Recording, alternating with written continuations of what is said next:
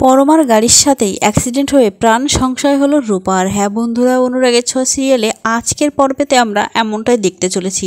আমরা দেখতে চলেছি পরমা যখন তার মা বাবার সাথে সমস্ত সত্য ঘটনা খুলে বলে আদিত্যর ব্যাপারে, ঠিক তখনই কিন্তু অভ্র সমস্ত ঘটনাটা শুনে ফেলে এবং অভ্র পরমার মা বাবাকে অনেক অপমান করে কথা বলে আর বলে, আপনারা সব জেনে শুনে আপনার মেয়েকে দিয়ে এরকম পাপ কাজ করিয়েছেন।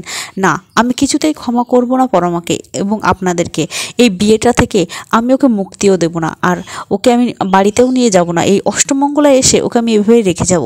তখনই দেখা যায় আদিত্য আর সুদীপা সেখানে আসে এবং অভ্রকে রেগে থাকতে দেখে জিজ্ঞাসা করে আদিত্য, দাদা ভাই কী হয়েছে? দাদা ভাই তুই বল না কী হয়েছে তোর?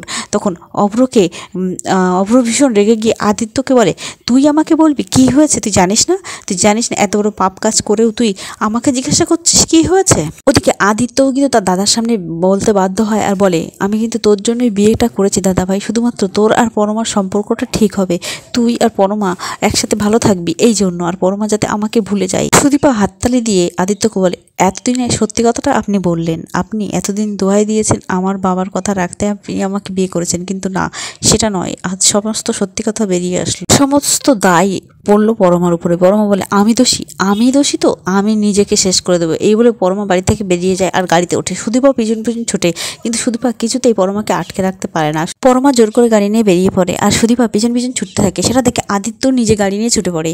ঠিক তখনই দেখা যায় মাঝ রাস্তায় গিয়ে ওদিকে রূপা কিন্তু তার মা মানে সুদীপাকে খুঁজতেই রাস্তার মাঝখানে চলে আসে। হঠাৎ করে রাস্তার মাঝখানে রূপা আসাতেই পরমার গাড়ির সাথে ভীষণভাবে অ্যাক্সিডেন্ট হয়ে যায় রূপার। আর তখনই সুদীপা ধরে নেয় রূপাকে, আর রূপাকে বাঁচাতে গিয়ে দেখা যায় রূপা গড়াতে একটা পাথরে গিয়ে আঘাত পায় এবং মাথায় রক্তই ভরে যায়। তখন সুদীপা বলে, আপনার কিছু হবে না। তখনই কিন্তু রূপা চোখ খোলে আর বলে, মা তুমি ঠিক আছো তো? তোমার কিছু হয়নি তো? সুদীপা মনে মনে ভাবে, এই মহিলা নিজে এত রক্তাক্ত অবস্থায় তবুও দেখুন আমার কথা এত ভাবছে, কেন উনি আমাকে এরকম নিজের আপন ভাবছে? পরমাও গাড়ি থেকে নেমে যখন রূপাকে এরকম রক্তাক্ত অবস্থায় দেখে, পরমা সবাইকে সাহায্যের জন্য ডাকে, কেউ ওনাকে বাঁচান। ঠিক তখনই আদিত্য সেখানে এসে যায় এবং তারপরেই দেখা যায় অভ্র সেখানে এসে যায়। এদিকে আদিত্য পরমাকে অনেক বেশি কথা বলে, জেদ করে তুমি তোমার পরিবার নয়, আমাদের পরিবার নয়, তুমি বাইরের লোকেরও অনেক ক্ষতি করে ফেলছো পরমা। সুদীপা আদিত্যকে বলে, আপনি একটু থামবেন, আপনি দেখতে পাচ্ছেন না মানুষটার অবস্থা খারাপ হয়ে যাচ্ছে, আপনি তাড়াতাড়ি ধরে ওনাকে নিয়ে গাড়িতে ওঠান, হাসপাতালে পৌঁছাতে হবে। ওইদিকে দেখা যায় পরমার মা বলে, তুমি দেখতে পেলে না অভ্র কীভাবে আমাদের সাথে আমার মেয়েটার সাথে কথা বললো?